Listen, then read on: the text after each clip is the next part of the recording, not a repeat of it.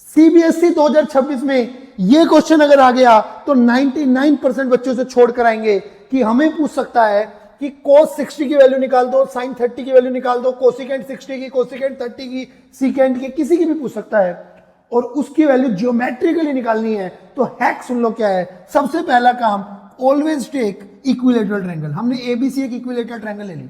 अगर ये equilateral triangle है, कुछ बातें पता है कि ये एंगल 60 डिग्री होगा, ये पूरा एंगल 60 डिग्री होगा और ये पूरा एंगल भी 60 डिग्री होगा। ठीक है, ओके ओके। अगर ये 60 है, मैंने यहां से एक परपेंडिकुलर खींच दिया, जैसे ही यहां पर एक परपेंडिकुलर खींचा, यहां 90 डिग्री खींचते ही इक्विलेटरल ट्रायंगल में जो परपेंडिकुलर होता है वही बाइसेक्टर भी वही होता है। वो इक्विलेटरल ट्रायंगल में परपेंडिकुलर ही उसका बाइसेक्टर है। तो जैसे ये गिरेगा तो BD इक्वल टू CD हो जाएगा। ठीक है, हाफ हाफ हो जाएगा।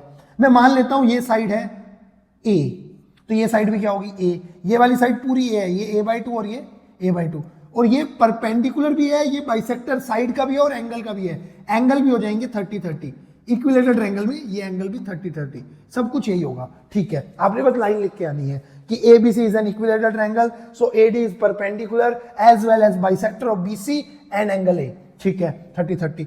अच्छा, अब अगर कोस थीटा की बात करूं, थीटा कुछ भी हो सकता है, यहां पे 60 है तो क्या हुआ, कोस थीटा होता है बेस अपॉन हाइपोटेन्यूज। ठीक है, अब बेस कितना है भाई का बेस। अगर मैं कोई भी एक एंगल लेता हूं, मान लो मुझे तो एंगल कौन सा चाहिए 60, तो मैं 60 की बात करूंगा।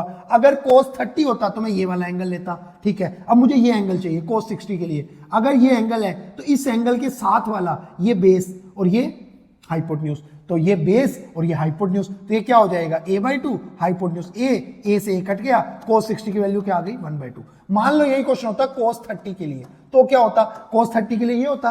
अब cos 30 किसके इक्वल होता, cos 30 के लिए बेस कौन होता, हमेशा अगर 30 है तो ये एंगल है, इस एंगल के लिए बेस AD। ठीक है, और हाइपोटेन्यूज कौन है, हाइपोटेन्यूज ये है AB जो A के इक्वल है। लेकिन अब AD चाहिए तो AD कैसे निकालू, पाइथागोरस से 90 के सामने वाला हाइपोटेन्यूज स्क्वायर इक्वल टू इसका स्क्वायर प्लस में AD का square.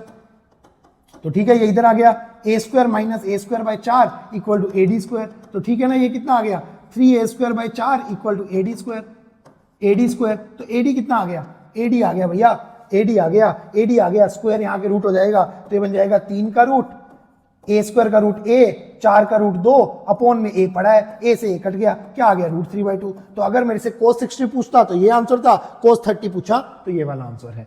Thank you so much.